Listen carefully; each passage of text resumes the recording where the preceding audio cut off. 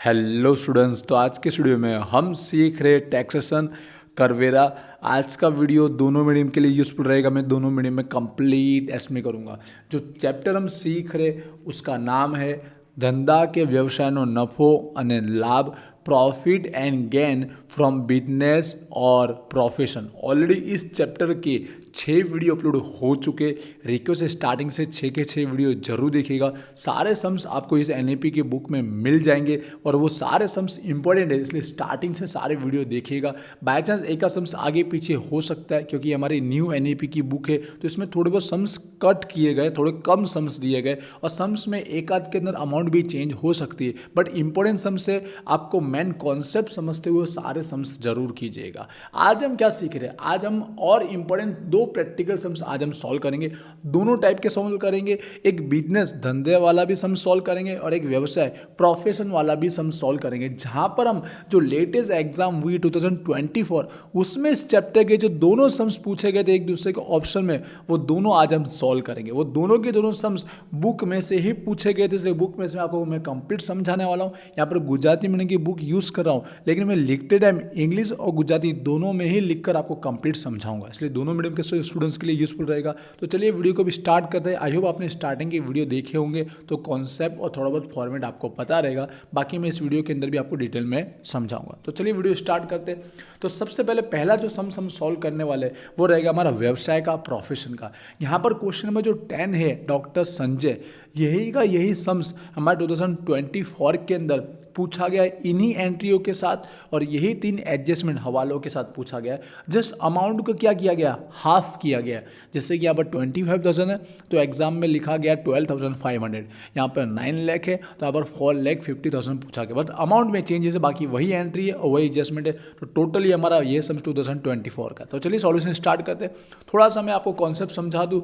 व्यवसाय प्रोफेशन के सम्स के सॉल्यूशन के लिए हमको क्या याद रखना है, तो इस सम्स के लिए हमको सिंपल सा कॉन्सेप्ट याद करना है। जो प्रोफेशन, जो व्यवसाय के जो भी हमारे इनकम होती है, मतलब जो आवक होती है वही हमको लेनी है, और जो व्यवसाय जो प्रोफेशन के जो खर्चे होते हैं वही हमें लेने हैं। आवक प्लस करनी है और खर्चे माइनस करने हैं। सम्स के अंदर हमको याद रखिएगा जो दिया गया होता है उसको हम आवक जावक का पत्रक बोलते हैं, रिसिप्ट ऑफ पेमेंट। यहाँ पर हमको आवक इनकम दी गई होती है और यहाँ पे हमें जावक पेमेंट दी गई होती है। मतलब ये इनकम होगी प्लस और ये एक्सपेंस खर्चे होंगे माइनस। बट इसमें से ओनली हमें वो व्यवसाय दिया गया है जो डॉक्टर का, उसी की आवक लेनी है और उसी के खर्चे लेने हैं। बस इतना सा कॉन्सेप्ट रहता है। इसके लिए कोई फॉर्मेट याद करने की रिक्वायरमेंट नहीं है। तो चलिए समझ स्टार्ट करते हैं। पहले आपको नीचे जो एडजस्टमेंट है वो आपको टिक कर लेना चाहिए, ठीक है। जैसे कि स्टाफ नो पगार, तो ये स्टाफ के पगार पे आपको टिक कर लेना है। फिर हमारा मोटर कार है तो यहाँ पर हमको जो मोटर कार का खर्चा दिया गया है इस पर आपको टिक कर लेना है। फिर साधनों का जो दिया गया है, ठीक है, यहाँ पर इंस्ट्रूमेंट, उसके ऊपर आपको टिक कर लेना है, ठीक है। अब हम स्टार्ट करते हैं। बिल्कुल बेसिक सा फॉर्मेट बनाया गया और ऐसे ही बना सकते हैं। यहाँ पे पहले स्टार्टिंग में जो प्रोफेशन की जो इनकम है, व्यवसायी आवक, वो लिखेंगे, सारी प्लस होगी। वहीं पे माइनस करेंगे जो हमारे प्रोफेशन के जो एक्सपेंसेस है, व्यवसाय ना खर्चा। तो स्टार्ट करते हैं। तो यहाँ पर याद रखिएगा जो शुरुआत की बाकी होगी ओपनिंग बैलेंस वो हमको लेना नहीं है, और साथ में क्लोजिंग आखिर बाकी लेना नहीं है। बाकी समझ स्टार्ट करते हैं। तो सबसे पहले आवक का हम सेक्शन चेक करेंगे। ये सारी प्लस का होगा, इनकम है हमारी। हमारा डॉक्टर लिखा गया, मतलब डॉक्टर मतलब एक हॉस्पिटल से जुड़ी हुई जितनी इनकम होगी वो सारी हमको लेनी रहेगी। तो सबसे पहले लिखा गया ऑपरेशनी आवक। जो ऑपरेशन थिएटर होता है उसमें जो भी ऑपरेशन किए जाते हैं उसकी इनकम, तो ये डॉक्टर से ही जुड़ी हुई आवक है, तो ये हम लोग लेंगे। यहाँ पर कितना दिया गया है, 9 लाख दिया गया है। तो यहाँ पर इंग्लिश गुजराती में दोनों में लिखूंगा ऑपरेशन, ठीक है। एंड तक देखिए 2 सम्स करेंगे तो वीडियो लॉन्ग रहने वाला है। मैं आपको कॉन्सेप्ट डिटेल में समझाने वाला हूँ, और इससे पहले के सारे वीडियो जरूर देखिएगा। ऑपरेशनी आवक जो इतनी अमाउंट दी गई है वो पूरी असाइनमेंट आपको लिख लेनी है। फर्स्ट कॉलम में लिखेंगे, सेकंड कॉलम में हम ग्रांड टोटल करेंगे। सेकंड अगला टॉपिक दिया गया कंसल्टिंग फीस। तो आपको पता ही है डॉक्टर जो रहता है ओपीडी, मतलब जो पेशेंट्स का कंसल्ट करता है वो वाली फीस होती है, तो मेन इनकम होती है डॉक्टर की, तो ये उसी की आवक है, तो ये भी इसमें ऐड हम करेंगे। हर एक किसी बेसिक कॉन्सेप्ट रहता है कि इसकी आवक है या नहीं, और आप नॉर्मली पहचान लोगे। और सम्स के अंदर डॉक्टर के अंदर सेम्स इनकम ही रिपीट होती है, ठीक है। कंसल्टिंग फ़ी जो हमको सम्स के अंदर दी गई थी 5 लाख दी गई थी। आगे बढ़ते सेकंड टॉपिक दिया गया है दवानु वेचाण। मेडिसिन का जो सेल होता है तो ये भी हमारा डॉक्टर का ही होता है। जो भी मेडिसिन दी गई होती है जो उन्हीं के अंदर हॉस्पिटल में या आजकल मेडिकल होता है तो ये भी हमारा इसी का इनकम माना जाएगा। ठीक है, sale of medicine, sales of medicine, थोड़ा इसमें मैं लिखूँगा, राइटिंग आगे पीछे रहेगी। आपको इनकम ध्यान रखना कौन सी ले रहे और क्यों ले रहे। इसका दवा का जो वेचाण दिया गया है वो दिया गया 40,000 दिया गया है।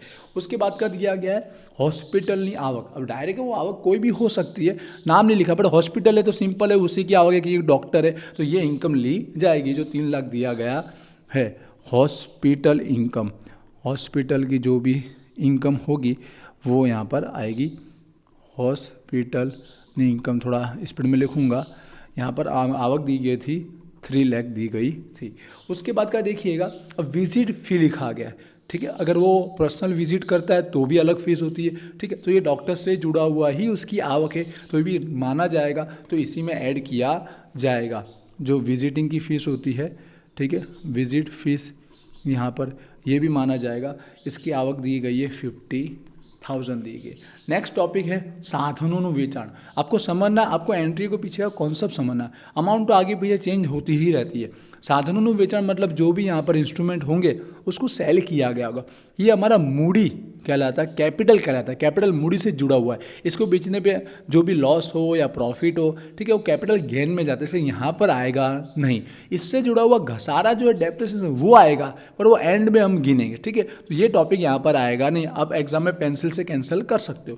अगला दिया गया दर्दियों तरफ की बख्शिश, मतलब जो गिफ्ट मिला है फ्रॉम पेशेंट। अब समझना, बख्शिश है, भेंट है, जो भी गिफ्ट मिला है ये किससे मिलता है वो आपको ध्यान रखना है। दर्दी से मिला है, पेशेंट, और वो डॉक्टर से जुड़ा हुआ है, उसके व्यवसाय से जुड़ा हुआ व्यक्ति है, इसलिए यहाँ पर आएगा। अगर किसी पर्सनल व्यक्ति से मिला है, सगा संबंधी से मिला है, रिलेटिव से मिला है तो वो आएगा नहीं। लेकिन दर्दी से मिला है इसलिए ये 15,000 उसकी आवक मानी जाएगी। समझ गए होंगे। माइनर डिफरेंस है, जो गिफ्ट है अगर उससे जुड़े हुए पर्सन से मिला है, जो उसके प्रोफेशन से, ठीक है, तो वो गिना जाएगा, उसकी आवक माना जाएगा। जो दर्दियों पासे थी मडिल बख्शिश या भेंट जो भी हो, अमाउंट दी गई है 15,000। आई होप ये आपको कॉन्सेप्ट समझ में आया होगा। अब देखिए इसके बाद की आओगी पगार सैलरी लिखा, लेकिन ब्रैकेट में बताया गया जो मेडिकल इंस्टीट्यूट में से मिला गया, मतलब वहाँ जाकर लेक्चर दिया गया होगा या कुछ भी किया गया होगा तो ये उसकी पर्सनल इनकम मानी जाएगी। डॉक्टर अपने हॉस्पिटल से जुड़े हुए कामों से इनकम नहीं कमाई है, कोई मेडिकल इंस्टीट्यूट में गया होगा डॉक्टर जाते ही है, तो ये उसकी पर्सनल इनकम है, इसलिए यहाँ पर आएगी नहीं। अगला दिया डिविडेंड, जो एक धंधे की इनकम मानी जाती है, या हमने कोई पैसा इन्वेस्टमेंट किया है उसके पास से जो डिविडेंड मिलता है वो वाला टॉपिक, तो ये भी यहाँ पर आएगा नहीं।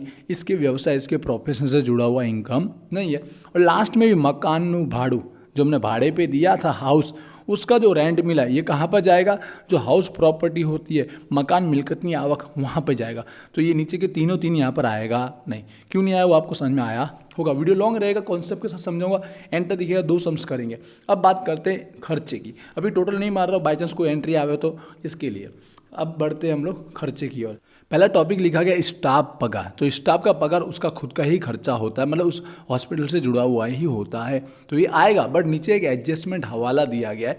स्टाफ के पगार में उसकी वाइफ का, पत्नी का भी पगार जुड़ा हुआ है। सैलरी कितना है, 30,000। अब समझना है उसकी पत्नी उसके अंदर काम करती है, सेवा देती है या नहीं देती है, ठीक है, वो आपको देखना है। तो यहाँ पर कोई भी सेवा आपता न थी, मतलब इसके अंदर कोई भी वो काम करते नहीं, तो ये पर्सनल हो जाएगी। अगर इस हॉस्पिटल में वो काम करते हैं कुछ ना कुछ, तो ये सैलरी उसके खर्चे में ही मानी जाएगी, लेकिन ये पर्सनल हो जाएगा, इसलिए 30,000 इसमें से माइनस कर देना है। इस सम्स में नीचे कैलकुलेशन में एरर है, बट हमको कॉन्सेप्ट वाइज सॉल्व करना है। तो 30,000 क्या होगा, माइनस होगा। यहाँ पर सैलरी जरूर आएगा, जो स्टाफ है उसकी सैलरी यहाँ पर आएगी, ठीक है, स्टाफ नो पगार।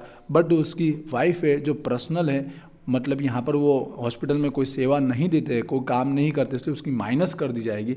तो अमाउंट आएगा यहाँ पर 4,90,000। आई होप ये आपको समझ में आया होगा क्यों माइनस किया गया है और कब माइनस नहीं करते। उससे पहले के सम्स में भी समझाया होगा। फिर हॉस्पिटल का बीमा, ठीक है, हॉस्पिटल का बीमा मतलब हॉस्पिटल का ही खर्चा हुआ, तो ये भी यहाँ पर आएगा। जो इंश्योरेंस हम लेते हैं हॉस्पिटल का, आग लग जाए, कोई भी आकाश में कुछ भी हो जाए इमरजेंसी, ठीक है, जो insurance of hospital, insurance of hospital, hospital नो बीमो, उसकी अमाउंट दी गई है 30,000। उसके बाद का खर्चा देखिए, मैगज़ीन, हमेशा हॉस्पिटल में जाते हैं तो आपको पता है थोड़ा बहुत उससे जुड़ी हुई मैगज़ीन पढ़े रहते हैं, कई बार समाचार पत्र होते हैं, न्यूज़पेपर होते हैं, तो वो एक सब्सक्रिप्शन लेकर रखते हैं, तो ये भी हॉस्पिटल का ही खर्चा है, ठीक है। तो ये हॉस्पिटल के खर्चे में ही माना जाएगा।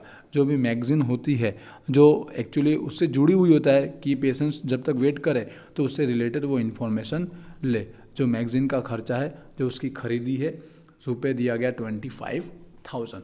नेक्स्ट टॉपिक दिया दवा ने खरीदी, मेडिसिन का जो परचेस, ये भी इसका ही खर्चा है। जैसे वेचाण होता है उसकी आवक होता है, तो खरीदी परचेस उसका खर्चा ही होता है। अब ये पूरी अमाउंट यही लिखनी है, तो देखना है नीचे कोई एडजस्टमेंट तो नहीं दिया गया, नीचे ओपनिंग शुरुआत का दिया गया हो, आखिर क्लोजिंग दिया गया, तो हमको क्या करना पड़ता है, एक्चुअल में कितना खर्च हुआ वो लिखना पड़ता है। लेकिन यहाँ पर कहीं पे शुरुआत और आखिर का दिया गया नहीं, ओपनिंग क्लोजिंग नहीं दिया गया, तो पूरी यही अमाउंट हम लिखेंगे, मतलब इतना पूरा एक्चुअली हमारा दवा के पीछे खर्चा हुआ, वरना हमको निकालना पड़ता है opening plus purchase minus closing, ऐसा होता है। पिछले वाले सम्स में कराया हुआ, इसलिए पिछले सारे वीडियो देखिएगा, इसमें यही अमाउंट पूरी आएगी, ठीक है। आप चाहो तो परचेस करके लिखो या फिर कंजम्पशन लिखो, ठीक है, कंजम्पशन। यहाँ पर परचेस ऑफ मेडिसिन, जो दवा ने खरीदी है उसका हम पूरा अमाउंट लिखेंगे। ओपनिंग क्लोजिंग दिया होता है, फॉर्मूला बेस हम लोग फाइंड आउट करते। यहाँ पर आएगा अमाउंट 2,60,000। आई होप आपको क्लियर होते जा रहा होगा। अगला अगेन साधनों ने खरीदी, जैसे यहाँ पर सेल था, ये उसका परचेज है, दोनों एंट्री यहाँ पर आएगा नहीं, ठीक है। अगला व्यवसाय वेरो, प्रोफेशनल टैक्स, तो प्रोफेशनल है इसलिए प्रोफेशनल टैक्स तो आएगा ही। आवक वेरो होता तो नहीं आता, इनकम टैक्स होता तो वो यहाँ पर नहीं आता, वो धंधा बिजनेस से जुड़ा होता, तो ये वाला वेरा आएगा, ये वाला टैक्स यहाँ पर आएगा, ठीक है। आई होप आपको वेरे के बारे में भी क्लियर हो रहा होगा। तो यहाँ पर आएगा प्रोफेशन टैक्स, ये उसका खर्चा होता है। प्रोफेशनल टैक्स, व्यवसाय वेरो, जो सम्स में हमको दिया गया अमाउंट 3,000। एंड तक देखिएगा, दोनों सम समझाएंगे, वीडियो भले लॉन्ग रहे लेकिन आपके लिए इंपॉर्टेंट रहेगा और दोनों कॉन्सेप्ट क्लियर हो जाए। एम्बुलेंस नो खर्च, जो भी पर्सनल एम्बुलेंस होती है उसके मेंटेनेंस का, उसके ड्राइवर का जो भी खर्चा होगा, तो ये हॉस्पिटल का ही खर्चा होता है। नाम ही ऐसे कि आपको 90% तो पता चल ही जाता है। बाई चांस एक आध दो खर्चे ऐसे होते हैं जिसमें आपको थोड़ा सा सोचना पड़ सकता है, बाकी तो सब आप लोग एक्चुअली पहचान लेते हैं। और यहाँ पर डॉक्टर का ही सम्स 99% सम्स में पूछा जाता है व्यवसाय के अंदर, ठीक है। आप पिछले साल के भी पेपर कीजिएगा। और फिर कॉन्फ्रेंस फीस, जो कॉन्फ्रेंस होती है डॉक्टरों की पेशेंट्स के साथ, तो वो वाली है, ठीक है, एक तरह का पर्सनल सर्विस होती है, तो ये भी डॉक्टर का ही खर्चा है। कॉन्फ्रेंस जो डॉक्टर के बीच होता है, सॉरी पेशेंट्स मैंने बोल दिया, डॉक्टर के बीच जो भी होता है कॉन्फ्रेंस, उसका खर्चा है, तो ये भी हॉस्पिटल का ही खर्चा है। तो यहाँ पर ये भी माइनस हम लोग करेंगे। कॉन्फ्रेंस ने फी रुपये दिए गए हैं 20,000। फिर अब नेक्स्ट दो खर्चे समझिएगा। मोटर खर्च, जो मोटर कार का जो खर्चा है, अब ये हॉस्पिटल का हो भी सकता है, नहीं भी हो सकता है। अब कितना है कितना नहीं है, तो देखिए नीचे एडजस्टमेंट में बताया गया 1/4, जो चौथा भाग है वो पर्सनल अंगत है, तो बाकी बचा 3/4 वो हॉस्पिटल का हुआ कि नहीं हुआ, तो हॉस्पिटल वाला हमको लिखना है। इस मोटर कार के 40,000 के अंदर जो 1/4 पर्सनल है वो नहीं लिखना है, बल्कि इस मोटर कार के अंदर बाकी जो बचा, आप 1/4 निकाल के माइनस कर सकते हो, या फिर आप डायरेक्ट समझ जाएंगे 1/4 पर्सनल है तो बाकी 3/4 ही बचा ना, ठीक है। अब समझ सकते हो 25% तो 75%, तो यहाँ पर 30,000 मोटर कार का खर्चा माना जाएगा जो हॉस्पिटल से जुड़ा हुआ रहेगा, ठीक है, क्लियर हुआ होगा। नेक्स्ट जो घर खर्चा है जो पर्सनल है वो यहाँ पर आएगा नहीं। आक वेरो, इनकम टैक्स आएगा नहीं, व्यवसाय वेरो आता है। फिर आखिर बाकी क्लोजिंग बैलेंस हम लिखते हैं नहीं, तो देखिए सारी इनकम और सारे एक्सपेंस हमने लिख दिए। नीचे एडजस्टमेंट कुछ बाकी तो नहीं रहेगा, वो एक बार हमको देख लेना है। तो स्टाफ के पगार वाला हमने कर दिया, मोटर कार का कर दिया। अब यहाँ पर साधन वाला बाकी है, ठीक है, जो इंस्ट्रूमेंट होगा। अब वो इंस्ट्रूमेंट कोई भी हो सकता है, सर्जिकल इंस्ट्रूमेंट जो भी होते हैं साधन वापरते हैं ना हॉस्पिटल में, वो हो सकता है। उसकी शुरुआत की बाकी दी गई 25,000, उस पर घसारा डेप्रिसिएशन दिया गया 20%, तो 20% डेप्रिसिएशन निकाला है। ये हमको ओपनिंग दिया गया है, यहाँ पर परचेस दिया गया है और यहाँ पर सेल दिया गया, तो सेल की अमाउंट क्या कर देना, डायरेक्ट माइनस कर देना है। ओपनिंग का दिया परचेस का दिया गया 180,000, ओपनिंग का दिया गया 25,000। हो सके तो यहाँ साइड में मैं करके दिखा देता हूँ, वरना आप वहीं पे डायरेक्ट कर सकते हो। जो डेप्रिसिएशन हम निकाल रहे हैं, घसारों निकाल रहे हैं, ठीक है। ओपनिंग का दिया है 25,000, जिसमें डायरेक्ट हम सेल माइनस कर सकते हो, ठीक है। इसमें प्लस होगा परचेस खरीदी का 180 और माइनस होगा जो इसका सेल था, ठीक है, जो कितना है 10,000, तो बाकी अमाउंट कितना बचा 1,95,000 बचा। इसका 20% डेप्रिसिएशन हम निकालेंगे, कितना होगा 39,000 होगा, ठीक है। और स्टार्टिंग से है इसलिए पूरे साल का आएगा, लेकिन 6 महीने से कम होता तो ये हाफ हो जाता है। इतना बेसिक आपको याद रखना है। तो यहाँ पर घसारे की अमाउंट आ जाएगी, डेप्रिसिएशन जो हमने निकाला, ठीक है, ऑन जो इंस्ट्रूमेंट था डेप्रिसिएशन घसारो माइनस होता है, इसलिए यहाँ डायरेक्ट लिख देंगे। जो हमारा रिकॉर्ड करना बाकी रह गया है अमाउंट आएगा 39,000। और इसी के साथ सारे एडजस्टमेंट हमने कर दिए, तो सम्स हो गया है कंप्लीट। क्या करना है, खाली टोटल करना है। तो टोटल हम लोग कर लेते हैं। ये जो इनकम है, इनकम का टोटल हमारा आएगा, यहाँ पर टोटल कीजिएगा सारी अमाउंट का 18,05,000 निकल के आएगा। वहीं पर सारे जो एक्सपेंस है, जो खर्चे है, उसका हम टोटल करेंगे तो निकल के आएगा 11,34,000 निकल के आएगा, ठीक है। अब इनकम में से खर्चा माइनस करना है, इनकम माइनस एक्सपेंस, तो हमारा जो अमाउंट निकल के आएगा वो रहेगा 6,71,000 निकल के आएगा। और ये क्या कहलाएगा, इस व्यवसाय की, ठीक है, टैक्सेबल इनकम कहलाएगी, जिसके ऊपर टैक्स गिना जाएगा, कर पात्र आवक माना जाएगा। ये निकला हमारा फाइनल आंसर। बुक के अंदर जो आंसर दिया गया उसमें थोड़ा मिस्टेक है, टोटल के अंदर भी एरर किया गया है, एक आध कैलकुलेशन में भी प्रॉब्लम है। हमने जो किया गया परफेक्ट है, कॉन्सेप्ट के साथ। आई होप आपको क्लियर हुआ होगा। ये फर्स्ट सम व्यवसाय का था, आई होप प्रोफेशन का आपको कॉन्सेप्ट वाइज समझ में आया होगा। सेकंड सम एक और हम सॉल्व करने वाले, जैसे मैंने कहा दोनों सम सॉल्व करेंगे। अब हम करने वाले जो बिजनेस का, जो धंधे का सम्स होता है वो सॉल्व करने वाले, वो भी बुक में से ही पूछा गया है, और वो सेम इट इज़ हमारा एग्जाम्पल, ठीक है, जो इलस्ट्रेशन होता है वो पूछा गया है, वो हमारा 15 नंबर वाला सम्स पूछा गया है।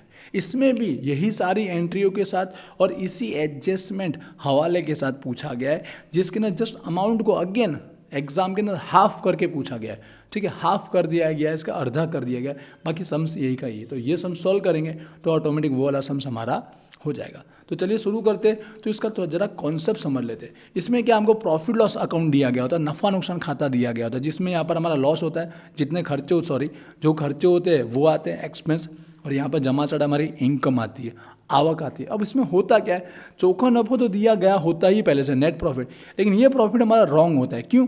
इस प्रॉफिट के अंदर हमने जो धंधे की आवक नहीं है, ठीक है, बिजनेस की, जो अदर हेड में आती है किसी और शीर्षक की, वो आवक भी यहाँ पर ले ली होती है, इसलिए रॉन्ग होता है। साथ में ऐसे खर्चे होते हैं जो धंधे के बिजनेस के खर्चे नहीं है, वो अदर खर्चे हैं, तो वो वाले खर्चे भी मैं माइनस कर दूँ, इसलिए ये आंसर रॉन्ग होता है। इसलिए हमको ऑपोजिट करना पड़ता है। इसको करेक्ट करने के लिए जो इनकम बाहर की है, जो हमने प्लस की है, वो हम माइनस करेंगे, जो खर्चे धंधे के नहीं है वो हमने माइनस किए, वो प्लस करेंगे। समझ गए? जो जिससे हमारा करेक्ट आंसर आ पाएगा।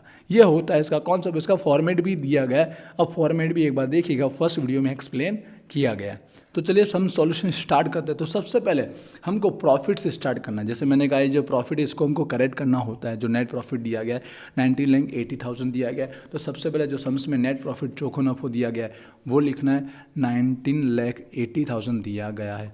इसमें जो ऐसी खर्चे जो एक्चुअली हमारे बिजनेस के नहीं थे, जो हमने माइनस किए, वो प्लस करेंगे, और ऐसी इनकमें जो एक्चुअली धंधे की नहीं थी और हमने प्लस कर दिए, वो माइनस करेंगे। ठीक है, अब ऊपर नीचे कर सकते हो, पहले लेस का सेक्शन कर सकते हो, फिर ऐड का कर सकते हो। मैंने प्रीवियस सारे वीडियो में पहले लेस करवाया फिर ऐड करवाया, आप ऐसा कर सकते हो। तो सबसे पहले हम यहाँ जमा साइड से शुरू करते हैं, क्योंकि यहाँ पे कम एंट्रियाँ दी गई होती है। ये हमारी इनकम है, आवक है, इसमें से जो आवक अदर हेड की है, जो धंधे की नहीं है, वो हम यहाँ पर माइनस करते हुए जाएंगे। तो सबसे पहला टॉपिक दिया गया वटाव अने कमीशन, जो हमारा डिस्काउंट और कमीशन, तो ये धंधे से जुड़ा हुआ होता है, क्योंकि माल सेल करते हैं, ठीक है, उसके अंदर वटाव, डिस्काउंट और कमीशन की इनकम तो जुड़ी होती है, तो ये धंधे का है, तो ये परफेक्ट है। फिर भाड़ा नहीं आवक, रेंट की इनकम दी गई, रेंट मकान भाड़े पे दिया गया, उसका जो रेंट मिल रहा है, ये तो ये हाउस प्रॉपर्टी की इनकम हुई कि नहीं हुई, मकान मिलकत की आवक, तो ये अदर शीर्षक की हुई, तो ये यहाँ पर आना चाहिए, नहीं जो हमने प्लस कर दिया, जो माइनस होगा 27,000। ठीक है, आप चाहो तो यहाँ पर लिख सकते हो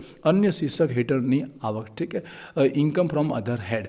यहाँ पर पहला हमने टॉपिक जैसे देखा भाड़ा की आवक, ठीक है, मकान नहीं, भाड़ा नहीं आवक, जो हमारा हाउस रेंट था, वो जो एक्चुअली हमारा बिजनेस का नहीं था, अमाउंट दी गई थी 27,000। आई होप ये क्यों लिया गया आपको वो कॉन्सेप्ट समझ में आ रहा होगा। अगला टॉपिक दिया गया पोस्ट ऑफिस बचत खाता नु ब्याज। जो पोस्ट ऑफिस का सेविंग अकाउंट है, उसमें जो पैसा हमने रखा होगा, उसका जो इंटरेस्ट मिला है, तो ये अदर हेड में आता है। किस में आता है? इनकम फ्रॉम अदर सोर्सेस में आता है, अन्य साधनों आवक। तो ये धंधे की इनकम नहीं है, धंधे से जुड़ी हुई इनकम नहीं है, इसलिए ये भी यहाँ पर लिखेंगे, ठीक है, क्योंकि ये माइनस करने वाला है इसके लिए। तो पोस्ट ऑफिस जो सेविंग अकाउंट है उसका जो ब्याज है, ठीक है, जो इंटरेस्ट है वो वाला टॉपिक, इंटरेस्ट की अमाउंट दी गई है 3000। उसके बाद ये बहुत ही इजी सम्स होते हैं दोनों टाइप के। फिर गालघात परत जो बैड डेब रिकवर है, ठीक है, वो है, बट ये हमारा धंधे का ही होता है, गालघात बैड डेब और बैड डेब, लेकिन इसके अंदर एडजस्टमेंट दिया गया है, ध्यान रखिए एडजस्टमेंट होता ही है। इसमें 75% जो अमाउंट थी ना वो पिछले 3 साल पहले नामंजूर कर की गई थी, डिसअलाउ की गई थी। तो जो अमाउंट एक्चुअली रिकवर नहीं हुई है वो अमाउंट भी यहाँ पे लिखी गई है, इसलिए ये वाली अमाउंट हम माइनस करेंगे। कौन सी? जो एडजस्टमेंट में बताई गई हो, जो अमाउंट नामंजूर है, डिसअलाउ है, वो वाली अमाउंट हमको लिखना है। 75% बोला गया, वरना तो ये धंधे का ही इनकम होता है। तो 16,000 में से, ठीक है, जो पिछले साल के अंदर, याद रखिएगा, गालघात परत जो बैड डेब रिकवर है उसकी बात कर रहे हैं, बैड डेब रिकवर, जिसमें 75% टोटल जो बैड डेब का अमाउंट दिया गया है, यहाँ पर दिया गया 16,000, वो 16,000 में से 75% अमाउंट, ठीक है, जो नामंजूर की गई थी, जो आएगी 12,000, वो हमको लिखना है। ये आई होप ये बैड डेब का आपको टॉपिक क्लियर हुआ होगा। अगला टॉपिक है शेयर बेचानो नफो, जो हमने शेयर बेचे हैं उससे जो प्रॉफिट हुआ है वो, तो ये तो आपको पता है कैपिटल गेन मुड़ी नफो में साफ साफ आता है। तो ये वाला टॉपिक हम लोग यहाँ पर लिखेंगे, मतलब ये धंधे से जुड़ा हुआ नहीं है, इसलिए यहाँ पर हमको प्लस नहीं करना चाहिए था, जो कर दिया है इसलिए यहाँ पर माइनस करेंगे। जो प्रॉफिट है ऑन सेल ऑफ शेयर, ठीक है, सेल ऑन शेयर, शेयर नो बेचानो नफो, आई होप शॉर्टकट लिखा समझ गए होंगे, 75,000 दिया गया। उसके बाद की अमाउंट दी गई यंत्र बेचानो नफो, जो मशीनरी हमने सेल की उसका अगेन प्रॉफिट बताया गया है। तो ये अमाउंट भी हमारा किसी में कैपिटल गेन, ठीक है, मुड़ी नफो में जाता है, इसलिए ये भी हमको नहीं प्लस करना चाहिए, धंधे का नहीं है, इसलिए यहाँ पर लिखेंगे। जो धंधे का नहीं है वो हम यहाँ पर लिख रहे हैं, ठीक है। अगेन मशीनरी का जो हमको प्रॉफिट हुआ है, शॉर्टकट लिखूंगा समझ जाएंगे, profit on sale of machinery, यहाँ पर यंत्र न बेचानो नफो, जो नफो की अमाउंट लिखिएगा जो हमको आउटसाइड कॉलम में दी गई है 1000, वो लिखना है, ठीक है, ठीक है। मिला टोटल 10,000 में बेचा, लेकिन उसके ऊपर प्रॉफिट जो हुआ है वो आपको लिखना है। तो देखिए इनकम साइड की सारी लिख दी, जो अदर हेड की थी, जो धंधे की नहीं थी, जो हम माइनस करने वाले। इसी तरह खर्चे के अंदर जो धंधे के खर्चे नहीं थे, बिजनेस के नहीं थे, फिर भी हमने माइनस कर दिए, तो वो प्लस करना है, धंधे के रहने देना है, धंधे के बाहर के, ठीक है। तो सामान्य खर्चा जनरल एक्स में तो धंधे के होते ही है, गालघात बैड डेब भी धंधे का होता ही। अब ये अनामत रिजर्व, तो आपको फॉर्मेट में बताया गया जितने भी रिजर्व हो वो सारे हमको लिखने ही है। फॉर्मेट में भी 2, 3, 4 चीज़ें आपको याद रखने वाली जरूर है, ठीक है। तो ये वाला यहाँ पर लिखा जाएगा। यहाँ पर है गालघात जो अनामत, याद रखिएगा जितनी भी अनामतें होगी वो हमको यहाँ लिखनी ही रहेगी, ठीक है। बैड डेब रिजर्व जिसकी अमाउंट हमको दी गई थी 5,000, कुछ एंट्री आया रखना, इसके लिए फॉर्मेट है, फर्स्ट वीडियो से समझाया। इसी तरह जोगवाई जो प्रोविज़न होती है वो भी हमको लिखना होता है, क्योंकि स्पेशल पर्पस के लिए रखा जाता है। दोनों चीज़ पता ही है, बैड डेब के लिए रखा जाता है जो आकस्मिक इमरजेंसी में कुछ ऐसा हो जाए, और टैक्स के लिए भी ऐसा ही होता है, प्रोविज़न जो होता है 57,000, इसलिए यहाँ पर लिखा जाता है, ठीक है। यहाँ पर कर वेरानी जोगवाई, इसी के पीछे लॉन्ग कॉन्सेप्ट होता है, मैं समझा भी सकता हूँ लेकिन वीडियो हो जाएगा लॉन्ग। यहाँ पर provision for taxation, provision for taxation यहाँ पर लिखा जाएगा, जिसकी अमाउंट है 57,000।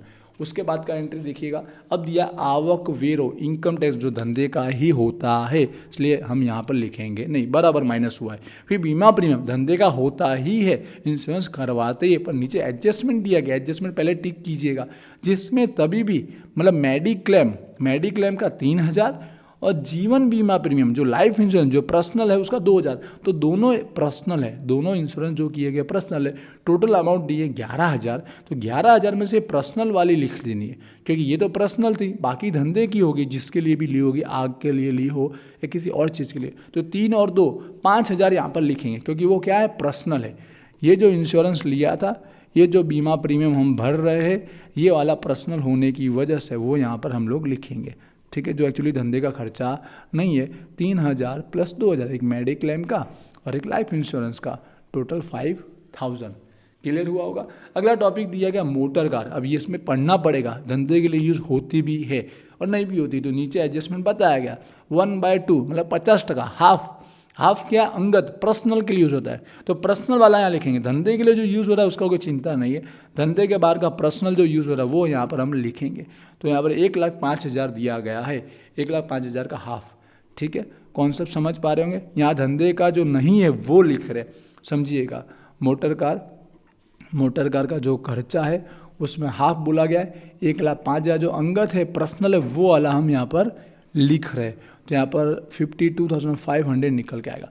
व्यवसाय वाले में क्या होता था, प्रोफेशन में जो व्यवसाय का है वो लिखते थे, अंगत लिखते नहीं थे। यहाँ पे अंगत लिख रहे, क्यों, वो ऑपोजिट इफेक्ट देने के लिए। आगे बढ़ते, दोनों साथ में समझा रहा हूँ, थोड़ा बहुत कन्फ्यूजन हो तो अगेन देखिएगा, बाकी सब वीडियो में एक एक सम्स ही समझाया अलग अलग मेथड का। बट अब मैं चाहता हूँ स्टार्टिंग से 6 वीडियो देखे होंगे तो दोनों आपको आते रहेंगे और एक वीडियो में मैं ज़्यादा सम्स समझाना चाहता हूँ इसके लिए। फिर अगला है स्टाफ का पगार, ये धंधे का ही होता है। नीचे कोई एडजस्टमेंट हो तो आपको पढ़ लेना है कि वाइफ का कोई पगार दिया गया हो जो एक्चुअली धंधे में काम नहीं करते, तो यहाँ पर वो आएगा। माल और सेवा कर, जीएसटी धंधे का ही होता है, जो माल बेचते हैं उस पर जीएसटी लगता, सही है। कानूनी लीगल एक्सपेंस भी धंधे का होता है। ये भी जो दान दिया गया डोनेशन, ये धंधे के बाहर का है।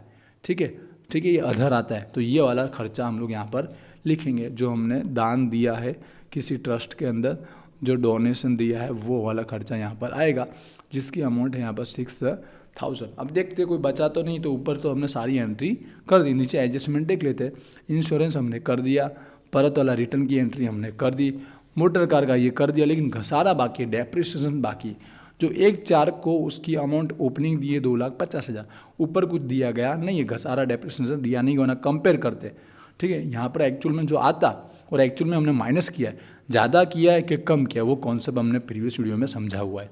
तो यहाँ पर हम डायरेक्ट 2,50,000 है उसका हम 15% निकाल देंगे। जो डेप्रिसिएशन एक्चुअली रिकॉर्ड नहीं हुआ, हमको माइनस करना चाहिए था, जो धंधे का ही है।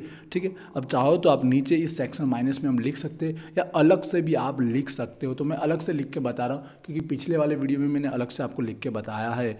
जो लेस करेंगे, जो क्या होगा हमारा डेप्रिसिएशन, जो डेप्रिसिएशन होगा ऑन मोटर कार, जो हमने रिकॉर्ड नहीं किया है, जो घसारा है, कितना अमाउंट था 2,50,000, उसका 15%।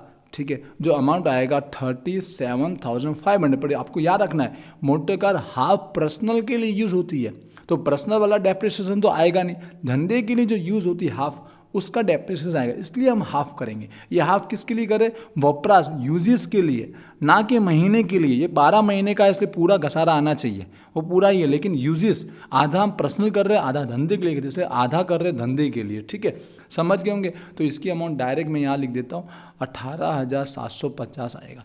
ये डेप्रिसिएशन आई होप क्लियर हुआ होगा। हमारा सारी एंट्री हो चुकी है, अब टोटल ही हमको करना है। तो यहाँ पर हम लोग जो भी खर्चे थे धंधे के बाहर के, वो यहाँ पर हम लोग टोटल कर लेते हैं। जो अमाउंट आएगी हमारी 3,10,500 आएगी।